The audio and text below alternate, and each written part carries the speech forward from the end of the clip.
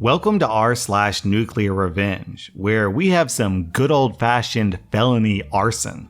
Our next Reddit post is from Odin the American. My crazy, antisocial, elderly aunt lives in the mountains of West Virginia. My aunt is a mean, bitter old woman who was suspected of shooting and killing her ex-husband, but the cops could never pin it on her. Years ago, she bought a small home on some land that borders the land of another family in a small, narrow, isolated, forested mountain valley. The other family had been living there a long time, and they just wanted to be left alone, like most people who chose to live in a remote mountain location in West Virginia. My aunt bought chickens and started to let them run around, unfenced on her property, and the neighbors' dogs were very interested in those chickens. The chickens would roam around and go over to the neighbor's property. One day, without warning, my grandma killed her neighbor's dog for killing one of her chickens, and only one of the dogs was killed on her property. The other one was shot dead in the neighbor's front yard. The neighbors had small kids and they loved those dogs. My aunt walked over with a shotgun and told the neighbors that they had better never get another chicken-killing dog again or else she would kill them too. The neighbors didn't take too kindly to her killing their dogs, or her actions with the shotgun. Waving it around and threatening them was over the top. But they didn't call the cops, knowing that my crazy aunt, who had a reputation for being violent, was unlikely to be arrested. And if she was arrested, she would just quickly be released from jail and be back. So a couple of weeks later, when my aunt went into town, her home's back window was broken, and a bottle of burning oil and gas was thrown into her home. By the time the fire department finally arrived, the home was a complete loss, and every shotgun and firearm my aunt owned, along with all her other worldly possessions, were incinerated. The home was a total loss, along with the chicken coop. The neighbors didn't see nothing, and the sheriff's department couldn't prove anything. My aunt had a long list of enemies. She didn't work, so she was too poor and lazy to have homeowner's insurance. So she had to move, and her son eventually bought her a cheap, run-down trailer in town. Those of us who knew my aunt figured she got what she deserved. Moral of the story, don't screw with a mountain man's dog. Honestly, she's lucky she wasn't inside the house when it caught fire. Our next Reddit post is from Ancient Educator. Some time ago, I married my high school sweetheart, Betty. I had just graduated high school and she was in high school, pregnant with our first child, Frankie, when she was 18 or 19. Throughout her pregnancy and our dating, I was informed of Betty's condition, epilepsy. She had infrequent seizures, and I've seen her have a grand mal seizure twice before the incident. Once while eating, and once on a family hike. The light flickering through the trees triggered it, we think. So later down the road, we have our second child living on our own in a trailer park. My wife has always been a little bit punk, dyeing her hair many times over and over, and now having to shave her head as a result of her extremely damaged hair. She dyed what was left of her hair pink. She was a belly dancer, had a style of her own, and really had a don't F with me vibe that she gave off to anybody but me and our two boys, Frankie and Sam. These aren't just nostalgic details, they're important to this slowly increasing plot. That being said, one afternoon, while Betty was getting ready to drop off the boys at Grandma's to hit the mall, she had another seizure, a bad one. It's hard to be too descriptive without choking up right now, but she knew that it was coming the second before. She hits the ground.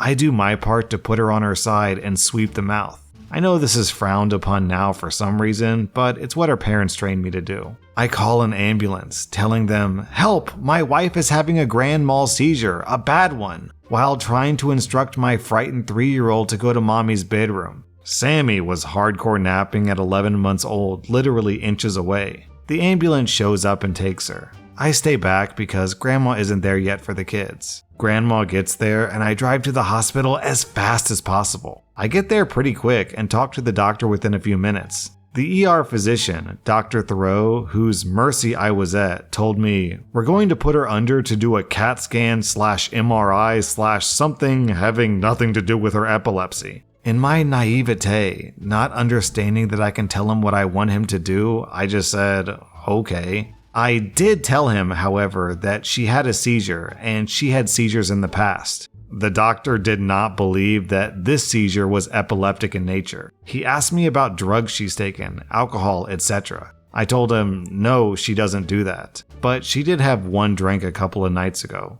He was super convinced, based on her appearance, I presume, that this was because of drugs, and that she just needed to get it out of her system. Toxicology comes back. No drugs in her system. Dr. Thoreau says, this doesn't test for all drugs out there. Wow, doc. So she's put under now and kept in that state. In the meanwhile, no EEG machine, which measures brainwaves, to determine that, yeah, she's having a seizure, you moron. So give her phenobarb or whatever. I didn't understand the importance of all this at the time, so we were just waiting around for tests and for her to come out of it. This takes a day and a half. They finally bring out an EEG machine with an EEG tech, and came to find out I was right. All along, she was having seizures this entire time, and now she's brain dead. Now I'm signing DNRs. She died days later. Then 9/11 happened, which was not only 5 days after what would have been my wife's 23rd birthday, but exactly my 25th birthday. Let's just say it was a rough year. My father-in-law tries to go to one of those law tigers with the case, but they say it needs to come from the husband. At first, I don't want to go through this process, despite knowing that the doctor's arrogance caused my wife's demise.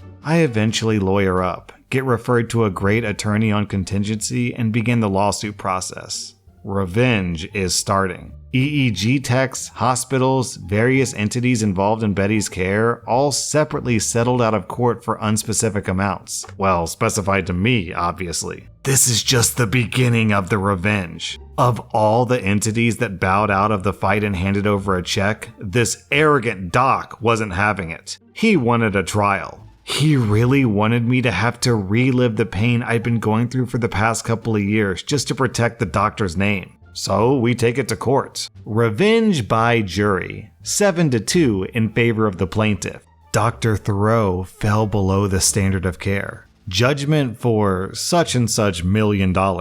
Goodbye, money. Civil suit done, enter fallout in the medical community. The ultimate revenge is that the doctor had his license suspended for a time and didn't practice medicine for a long time. Then, the doctor tried their hand at different types of professions. Dr. Thoreau was unemployable in the medical field. To this day, the doctor was broker than I ever was. Man, imagine going brain dead just because you have pink hair and the doctor you just happen to get has a chip on his shoulder over people with pink hair. What an awful, preventable way to die. Our next Reddit post is from Wildling Lover. I'm a practicing internal medicine physician and formerly a 50% owner in what was once a fairly successful med spa with 4 locations, at least until what happened below. Before anyone accuses me of breaking the law, blah blah blah, don't. This has been litigated, resolved, and I won. But it's a fun story. In the beginning, my business partner and I were mere acquaintances working with a large hospitalist practice. Looking for extra income to pay off student loans, we decided to band together and open a med spa offering Botox, minor cosmetic procedures, B12 infusions, etc. And it was a huge hit, big enough for us to go full time and expand. This lasted around 7 years. The beginning of the problem was my business partner decides that his wife isn't good enough for him and begins to step out on her. Now, this is none of my business. However, it does become my business when you embezzle money to pay for your sugar baby gifts from our business account. Fast forward a few years, and I've sat on this information because business overall was too good to walk away from it. However, COVID changed things and we had to close 2 of our 4 locations. My partner's never been great with money or time management, which is why, for the most part, I handled all the back office stuff, from ordering supplies to billing and payroll and so on. About 6 months ago, I began looking for a new position and found a new job.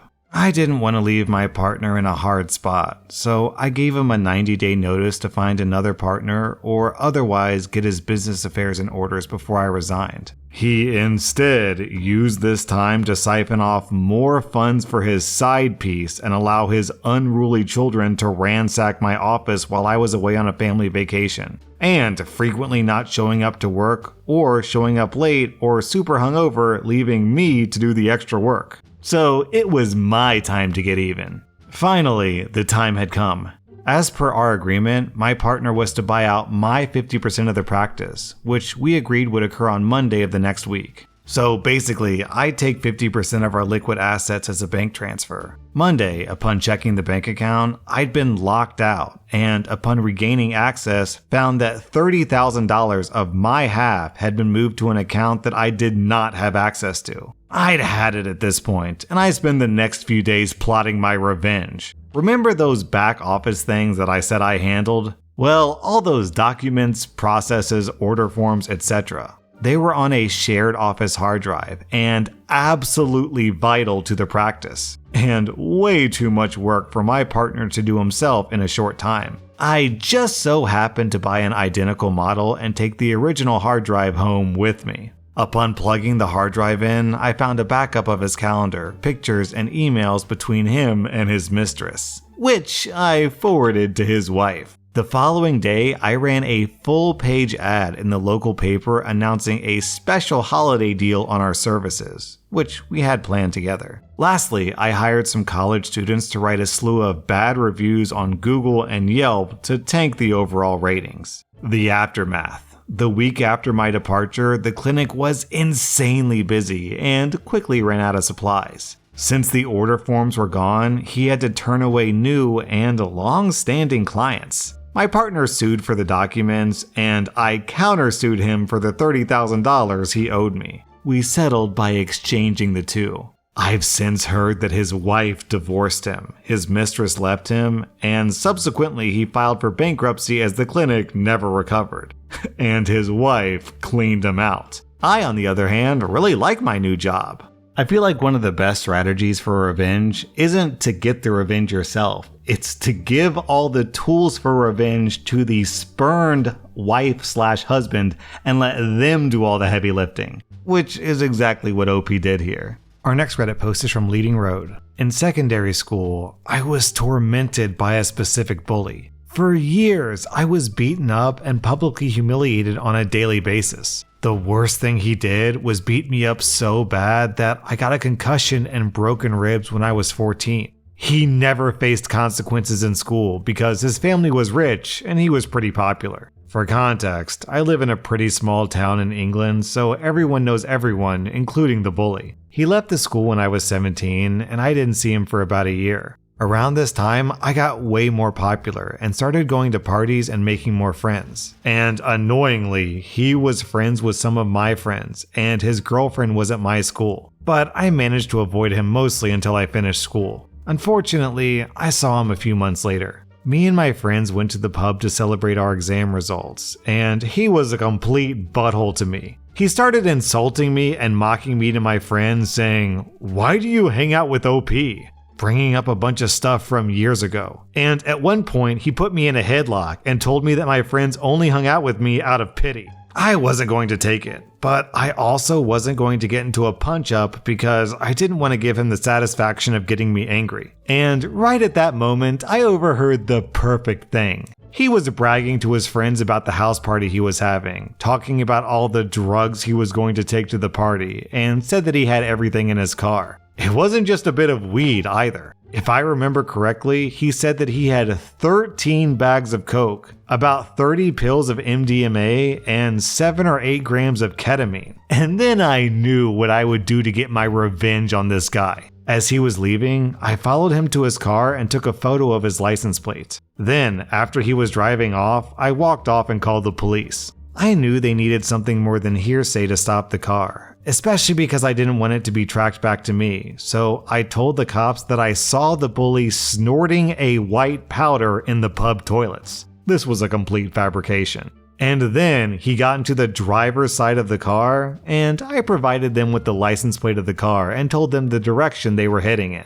I honestly didn't think they were going to stop him, or maybe they would ask him questions later and ruin his party. But the driving on drugs allegation, plus the fact that he had been arrested for minor possession before, which I didn't know at the time, was enough for the police to take it seriously and stop and search his car, where they found all the drugs that he was transporting to his party, and he got arrested for it. The consequences of his arrest meant that he lost out on his university place. His rich parents had enough of his behavior, so they kicked him out and cut him off from their funds. And the rumor I heard was that in return for a lower sentence, my bully ratted out his supplier, which resulted in him getting stabbed multiple times, and as a consequence of that, now has to wear a colostomy bag, and that plus his criminal record means he's currently unemployed.